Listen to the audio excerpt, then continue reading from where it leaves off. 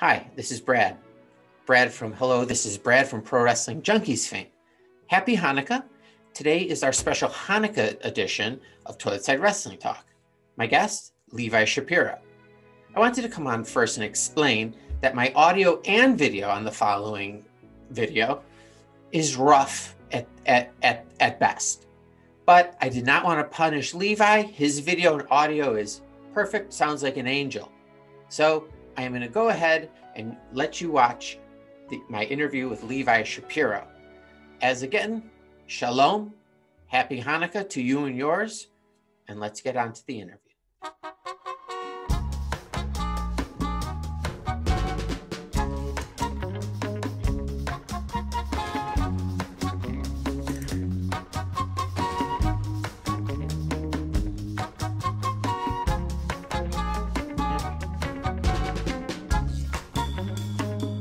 This is Brad from Pro Wrestling Junkies, and welcome to the Hanukkah edition of Toilet Side Wrestling Talk. Today's guest Shalom. Today's guest hails from the great state of California and has worked for such promotions as All Pro Wrestling, Championship Wrestling from Hollywood, United Wrestling Network, West Coast Championship Wrestling, and he worked at 205 Live match when he teamed with Devin Dixie against the Singh brothers. He's the current APW Worldwide Internet Champion, as well as a UWN Television Champion. Shared the ring with the likes of Will Hobbs, Jacob Fatu, Shotzi Blackheart, Sabu, Thunder Rosa, and I could go on. So let me introduce today our special guest on this special Hanukkah edition of Toilet Side Wrestling Talk. He's a pizza fan. He's timeless. He's the unorthodox Jew. I give you Levi Shapiro. Levi, how are you? Doing well. Thank you so much for having me. What a list of accolades, you know, looking back on it, it's very pleasing to myself to hear a lot of that. Yeah, I mean, literally you had like more like titles and I was like, I'll just say what he's currently the champion. But yeah, you had gold in like a ton of places. Yeah, you know, I think I've had a pretty successful run as of late. You know, I look back on it pretty fondly, especially kind of going into the new year. I like to revisit my years and previous. So like when you get it, sometimes when people get nominated for like an Academy Award, they're like, oh, it's not important to me if I win or anything. Is it important to you when you win a championship? Does that validate things in any way? I think overall, definitely, when I was younger, if I get, I'd say a lesser known title for a lesser known company or something, sure, maybe a little bit more locally, it always was very pleasing because, right, when you get into the history of wrestling, it's always, if someone puts a title on you, they feel like you deserve to carry that promotion or that specific weight class or, whatever the title is. And so it's always been nice. But as I've been getting a little deeper into the wrestling business, certain titles definitely mean a lot more to me, Okay. We talked about the APW Internet Championship. Yeah. With such a revered history and APW being a home promotion for me, it was a very big deal for me to actually win that title, And do you celebrate that night that you win it? Nothing Ric Flair style or anything, but I definitely wore the belt home in my car. Oh, nice. That's I'm so happy you're so honest about that. Because I always ask the people, like, did you, like, from the ring, how long did it take before you were in front of a mirror, just like you with your belt, Yeah, it was a big thing because you come back, you take the pictures, and then I get the pictures and I try to send it around and things like that and show friends and family or something, So where are you? You're in California right now? Yes. And what's your address? No, I'm joking. Did you grow up on the West Coast? I did. I was born and raised in the San Francisco Bay Area. I still live there currently. Okay. But I've been doing a lot of traveling up and down California my entire career. Is that a lot of driving or is there any flying involved? There's been a little bit of flying, but it's predominantly driving, I'm just kind of getting to the level a little bit more where I could probably afford to get more flights. But especially with COVID restrictions and I'm not doing as much traveling, doing a little bit of the United Wrestling Network stuff, who's been having extra great precautions coming into the era. But driving has been amazing and the drives are long. being a California wrestler, you learn how to do a 6-hour drive. And is that like one of the biggest expenses, the travel? 100%. You know, you can get really good expensive gear and stuff like that. But if you're on the East Coast or the Midwest, you know, or the South, 6-hour drives, man, you're going 3 or 4 states. So for California drivers to have, like when I was tagging with Buddy Royal, it would be 4-hour drive just to meet up with him. And then we would drive however much longer we needed to go wherever we were booked. And was this like regularly, like weekends? Yeah, you know, I mean, I drive down there on a Friday, and you know, sometimes we'd wrestle that night on the Friday, or we drive a Friday, and I think one time we drove to Lubbock, Texas in a weekend. So it was there and back, and it was just for like 1 or 2 shows. All right. I'm Jewish. You're Jewish. Are you a practicing Jew? I'm not, actually, and I kind of use that into my character. My mother is Jewish, right? So I do have the proper blood. Yes. We've never practiced. I eat bacon more often than not. Yeah. You know, so then when I was training, my character was like, "All right, you're gonna be the Jewish guy. That's what your name is." You know. Perfect. So come back with a name. Come back with what you do, or else you're gonna be like Gordy McGordstein. You know, and there's no way I can be Gordy McGordstein. But, you know, racial tensions in wrestling is pretty big still. Yeah. And I didn't want to try to dive too deep onto the Jewish aspect, especially because I don't practice. Yeah, so I came up with the whole unorthodox character. I billed myself as a Shabbos goy, which is a non-Jew that does the you know, turns on the electricity and the cook all during Shabbos and stuff. So I kind of played that aspect of it. Well, that's great. You like have something built in where you can do anything, you know. Did you celebrate Hanukkah when you were a kid? A little bit. I'd say, you know, we didn't do the basic traditions or everything. Yeah. But, you know, we would do Passover. We would cook the food. We would eat it with friends and family. We wouldn't do traditional, Would you go to high holiday services? No, never went to synagogues or anything. Okay. Never went to church, you know. I wouldn't say I'm fully an atheist. I believe in a higher power. I don't know exactly what the higher power is. That's what. But it's there. Something is in the atmosphere. Yeah. I don't know if specifically. Do you remember like a good Hanukkah present you got as a kid? You know, we didn't really do the whole present Hanukkah thing. We would do like light the menorah, and eat potato pancakes and stuff. But we still would have Christmas also. Oh, and that's where you would. That's where a lot of the gifts would come and stuff. You know. Yeah, my dad married a woman who was Christian. Christmas was the greatest holiday for years. I loved it. I mean, I really like get great stuff. But yeah, Hanukkah was like toned down a little bit. Well, yeah, I kind of wondered when I was going into school too, because a lot of friends were Jewish and stuff, and they would have the bar mitzvahs and the and presents. And I was like, man, why couldn't I get that stuff? Totally. I cleaned up at my bar mitzvah. It was great. But then I got out after I was 16. Do people give you crap for being Jewish? Well, that was the reason why I didn't want to dive into the character heavily, because I felt if I tried, you know, dude, the internet is rough. So people would have done all sorts of things, but nothing more than just like, you know, very lighthearted, you know. Okay.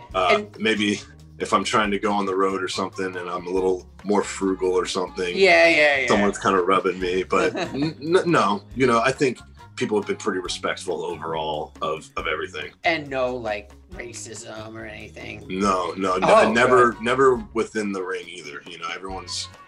Awesome. I mean, being from the Bay Area, we're very open, we're very diverse and stuff. So I feel a lot of that comes through even in the wrestling scene too. Are you a Grateful Dead fan? Shocking, actually. My father is a huge Deadhead. Okay. And followed for years. He plays in his own jam band. Oh, wow. He went on tour with Wavy Gravy in '84. So I'm not specifically like a Deadhead, but I do enjoy Grateful Dead music. Yeah. Oh, nice. So do I. That's awesome. Before we get back to the, you know, when you started and everything. So you've worked with Sabu before? I did. Is he intimidating? Like outside the ring? A little bit, you know. I've seen him 2 or 3 times throughout my career, and I've only wrestled him once. And when I wrestled him, I was like, okay, well, you know, I know Sabu, I know his thing. So I kind of went up and was trying to talk to him a little bit, and he didn't really seem too interested, you know. But I was trying to explain like my character and stuff. I was like, well, I kind of do like a 1980s Mid-Atlantic heel, you know, very Southern style here. And he's like, well, what does that mean? You know? God! I'm like, I'm vintage. I try to be very old school with my things. And he was there, and you know, the match was fine. But does he talk to you after the match?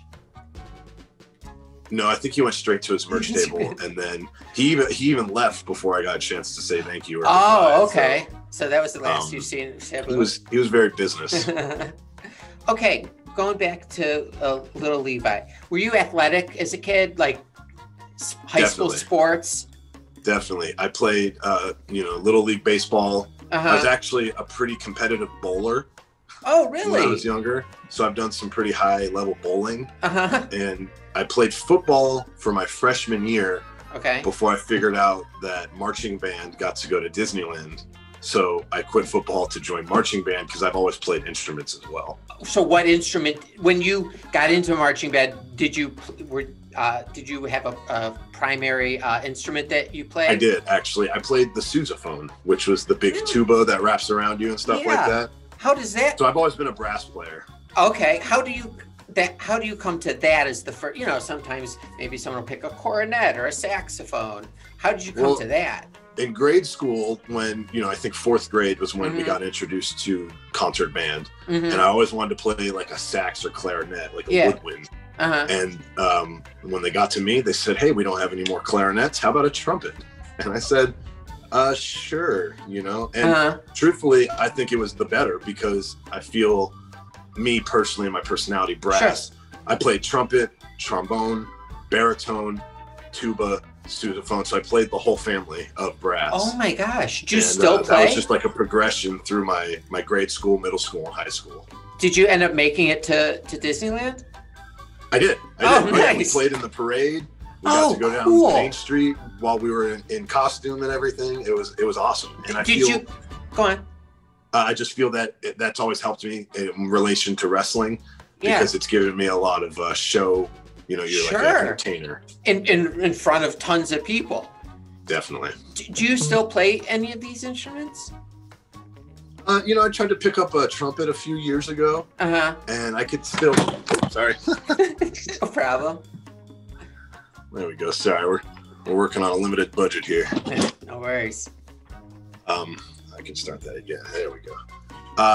I tried to pick up a trumpet and I could still get the sound going, but I can't remember scales or anything. Oh, okay. I'm sure my pitch was a little bit off. Oh. So then when does wrestling come into the picture? Well, some of my earliest memories have always involved wrestling, you know. I was born in 1990, so one of the first real memories was seeing the Bushwhackers come out to the ring and strut it, you know. And I've just always remembered Sunday mornings watching wrestling on USA Network, and then down the street I would have a video store. Okay. So my parents would go out and they would, you know, enjoy their weekend or something, and they'd come on Friday night and they would go get me a movie, which was usually a wrestling tape, and a video game. And so I play the video game all Friday night, and they would go and they'd come back, and then Saturday mornings, before anybody else wakes up, I'd have my Coliseum videotape because they didn't have any WCW or NWA. Yeah. And I would watch it on Saturday mornings before everyone else got up. So that really drove it home, you know. And then once I stopped playing football and kind of got into marching band, I really dove deeper into wrestling and really, I think WWE 24/7 was a subscription service pre the network, you know? Yeah. And they put so much awesome stuff in there. And during high school, I kind of became more of a history buff. So it really translated to wrestling, and then wrestling and wrestling history. And just by the time I was a senior in high school, I was engulfed. Yeah. I wanted to do it. I wanted to know everything. And especially being in the San Francisco Bay Area with the Cow Palace, you know, and Pat Patterson, who just recently passed away, was huge influence, and Ray Stevens and X, Y, and Z. You know, it just really blossomed from there. So at this point, you're a senior in college and high school. What are the plans? Are you planning on start training? Are you planning on going to school? Yeah. Work? You know, my high school didn't have a wrestling team or anything. Oh, wow. So I couldn't, I probably would have done that if I had the opportunity. Okay. But they didn't. So me and my friends did backyard wrestling. And we did it pretty well, I think. We would average, 100 to 200 people. Wow. At our little backyard shows. We had a custom built, ring with thick wooden posts, shitty ropes. Sorry. No, I don't care. You can, of course. Are you an adult? And then I am. With a huge bump in the middle from all the mattress covers that we would put under there. And so we had a nice little arena, you could say, I was doing that around senior year of high school, and I had a few people come from the local APW because we booked a really old APW guy that didn't wrestle anymore to wrestle at our backyard show. Okay. And they wanted to come watch him, So Marcus Mack, who's the current head booker of APW and the owner, he saw me, he said, "Hey man, you got some talent. I think you should get trained. I think you should do it as soon as you can. Are you 18 yet?" I think I was just turning 18 in a few months. So he said, "Hey, here's a number. Contact Roland Alexander from the All Pro Wrestling Boot Camp. We got to get you in, And so I was really at that point like, oh man, I could do this. I think it's possible. I can get there. But Roland Alexander was so much money for the boot camp. It's like $6,000. A lot of it was down payments and stuff like that. I just didn't have that kind of money. Yeah. What 18-year-old has $6,000 and then have money left to eat and stuff like that. Yeah. Especially as a teenager too. My parents weren't going to pay for any of that. No. Did they want you to continue on with schooling or get a job? That's always been the thing.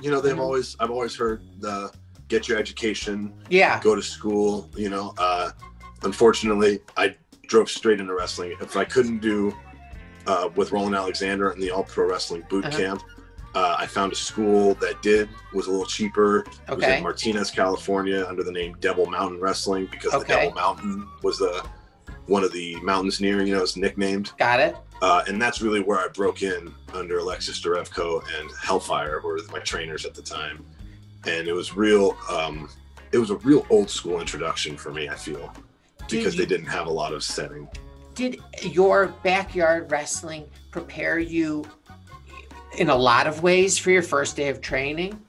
I think so. I fully think so, because even as a backyard wrestler, I tried to have a character. I tried to think smart. I try not to do things out of normal, and that's always been my way. But going into training, it's like, okay, now I know how to bump.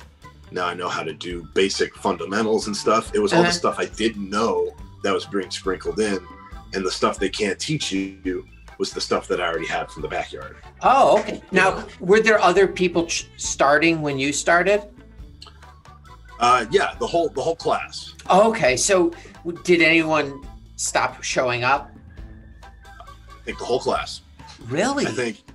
I think I'm the only survivor of my class, and I didn't have a huge class. But of me, it was me and one of my friends from the backyard who quit, a few months in. And then there was another 2 or 3 that, wrestled for a little bit, and they all kind of faded off over time. And this so is like you 10 stood years out ago too, So at what point it's a 2-part question. When did you have your first match? And did you think you were ready, or did someone else think you were ready, or both? Interesting. August, I think I actually wrote it down. Yeah, August 2009 was my debut. Okay. And I started training in February of that year. So it was a pretty fast progression, Wow. And if I was probably ready, in certain ways, no, and in certain ways, yes. Okay. If I look back on the APW boot camp, Roland Alexander would have you for 2 years before you actually made your debut. Wow. So that he knew that your fundamentals were there. He knew that you knew how to navigate, you knew how to do X, Y, and Z. As to where, like I said, I feel like I had a lot more old school approach here at Devil Mountain, because my trainer shouted on me. I was doing the sound. I was the sound guy for everything. And he said, you know, hey, I'm gonna call you in the ring after my match. And I was like, oh, okay, that's weird. You know, I thought he was just doing something to maybe get some heat or something. Yeah. And he calls me in the ring. He says, congratulations, kid. You're gonna debut next month, and you've been working hard at the training center, and your first match is gonna be against me next month. You know, and that was the first you had heard of this? Boom, right there in the middle of the ring and everything. Wow. First I knew. I forgot my kick pads on my debut and everything. I just really? So you had a month before you had that match? Yeah. It must have 2 weeks to a month. Did like the excitement wear off and like anxiety take over as you got closer, or was... No, you know, I've felt confident and stuff, but the anxiety, like comfort was still there, but the anxiety rises like crazy. Like the night before, I'm sure. Yeah, and even just tough. You know, still to this day, before you go through the curtain, the bubbles, the butterflies, you know, you're feeling it because you're performing, you know what I mean? And it's not as heavy now because there's not much of a crowd on a lot of the things that we do. If we're filming TV or primetime lives, they're live, but there's no crowd. Yeah, you know? For sure. So the anxiety level was there, but I always remember local legend El Flaco Loco coming up to me, and he's always been really great. And he's like, listen here, kid, you're going to do great out there. You wouldn't be put in this situation if they didn't think you were ready. Just remember, if you think you're going slow, go even slower. Oh, like, that's such a, and you know, that's kind of breaking a fourth wall on some things. Yeah, but that's nice to hear. I imagine going into it like, oh, okay. Totally. Just totally, like breathe and slow down. Because it's true, you know, and that's a thing that I feel like I've really encapsulated in my career is that, especially with today's, I'm very old school, you know, timeless. I chose that name for a reason, and things are so quick nowadays when people can really afford to take your time and let it go. You know, let it resonate, especially with TV wrestling. Like even more with TV wrestling, because you've got camera guys trying to get shots, you've got the director in the booth, you've got yourself, and then you got, you know, everything you're trying to relay, you know, so the people at home have to understand what you're doing, because if you go too quick, nothing gets registered. Yeah, you're not telling a story at that point or anything. Just the story's already over by the time you register what you're doing. So let me ask you a question. I'm not going to keep you much longer. I apologize. No, I'm having a great time. Who forms a stable? Is it like the performers, or is like a promoter? Well, I think it's either way. It's definitely either way, because the Four Horsemen was not a plan. You know, like Arn Anderson cut the Four Horsemen promo, and everyone in the back was like, "That's it. There you go." Yeah, that's right. You know. But then at the same time, like with the NWO, they needed something to kind of come in and give them a driving force. But even then, I'm sure they didn't want the NWO to get as big as it did and then break off into subsidiaries and stuff like that. Yeah, totally. You know, they didn't plan that. So when you're heavily involved with Buddy Royal, and how did that come about? And like more like, did the promoter put you with him, or did you guys hook up first and say, hey, we want to work together?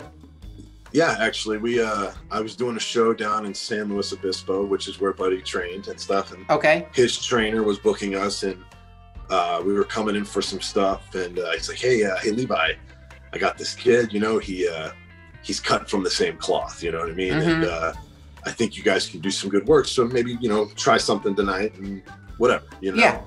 So we tagged, and we met, and it was like an 8-man, you know, 4-on-4. Sure. So I had me and my best friend who were going down to this show. And actually, I think the show was in Santa Cruz, actually, to cover my tracks. And, you know, me and my best friend, Perry Von Vicious, we're very old school and everything. And so we're like, okay, well, let's go see. And he's got the trunks that are very old school. He's got the 2-striped socks, you know, and he's got the towel around the neck, everything I was trying to do, you know? And I gave him the test. I said, great, well, where are you built from? And he looks at me and goes, St. Paul, Minnesota, the birthplace of professional wrestling. Oh, wow. And I was like, that's it. There we go. And then it was it was like glue, you know, because once we got in the ring, we started going, it was gel, you know what I mean? It meshed so well. So do you like working like tag matches, you know, as much as singles, or do you have a preference? I think, you know, I've been on a singles run since the time that your buddy broke up. And I've really enjoyed my singles run as of late. But I felt like I've built a reputation for myself as a tag team competitor. You know, I've been in 2 to 3 pretty reputable tag teams, at least in my area. Yeah.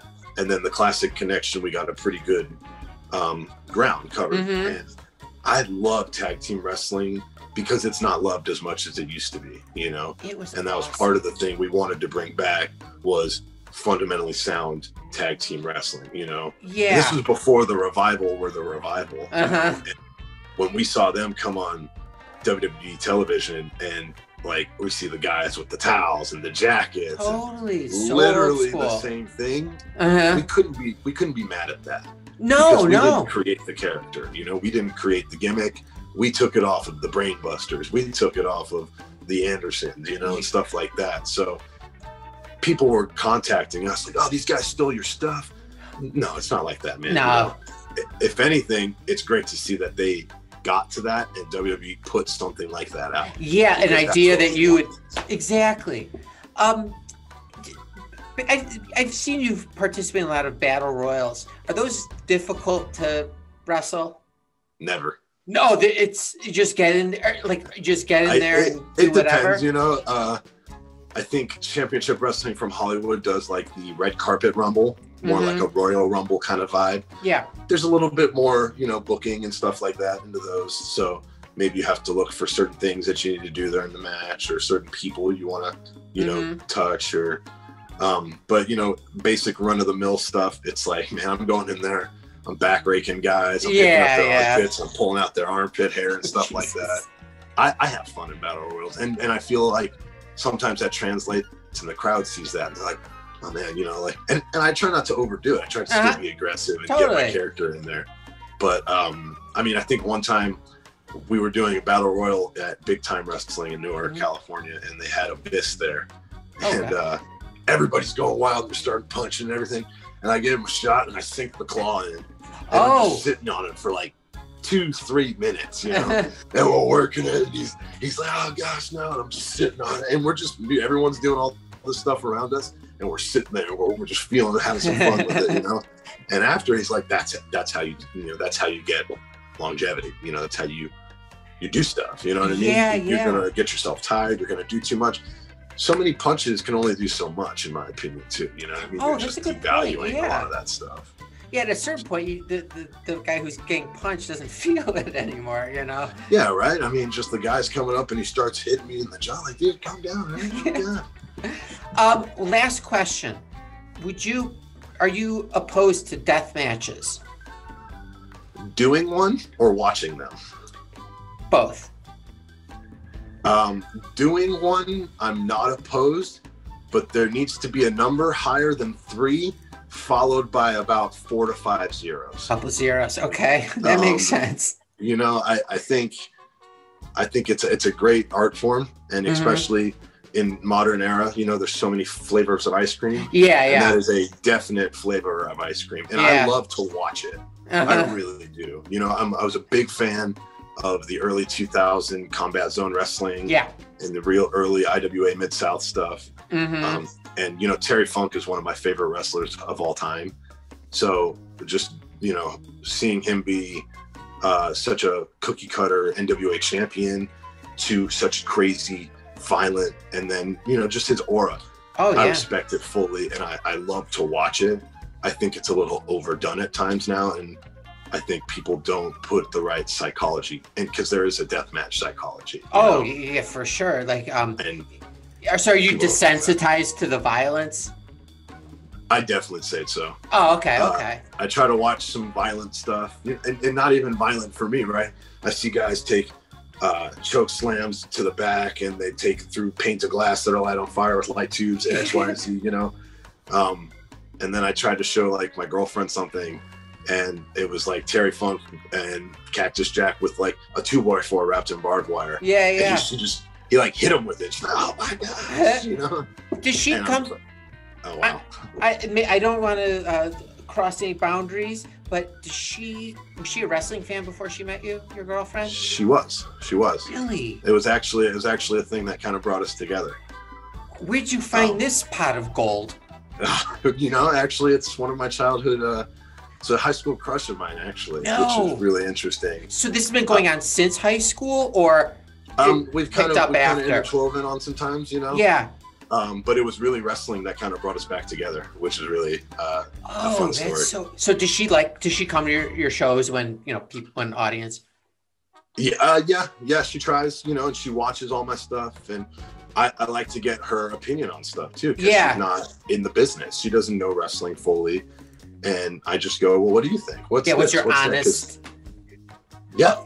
Do you guys have IWTV? I do. Yeah, I do. I do. That's right. I'd seen some of your matches, but so she'll sit there and watch that with you. Does she? Yeah, and she's a big WWE fan, you know. And, okay. So Attitude Era is really the time, you know. So she trusts my word on a lot of the stuff, the current product or AEW or X, Y, and Z, you know. And we know people in all those promotions, which is cool, because I can be like, man, I'm watching my friend on USA Television, or I'm watching my best friend on TNT. You know, it's really awesome to actually have that. And but it always comes back down to it. She's the crotch chopping, you know, Stone Cold fan, and that's really where her heart lies with a lot of it. You struck gold. Yes. Yeah, seriously. So hon, so it would be like uncommon, like on a Monday night, you might be sitting on a couch with her and you're watching Raw or something. Give or take.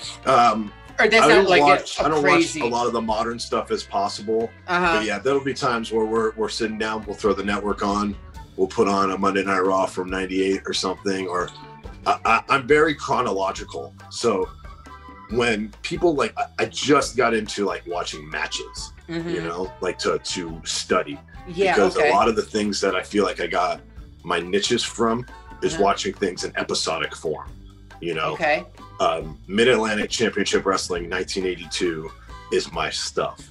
But it's not that I just watch, you know, a Jake the Snake Roberts match from the, no, it's the opening, it's the whole show, and it's the ending. You know, that's how you watch wrestling. Now, is that... So I like to watch Raws, SmackDowns leading into the pay-per-views and stuff like that. That's so funny. I watch Saturday night's main events every Saturday night, and I just pick up where I left the last one, and I recycle. You know, I go back again and it starts over. Oh shoot! What did I want to ask you? I forget. But can I ask you 5 random non-wrestling related questions before I let you go and have your life?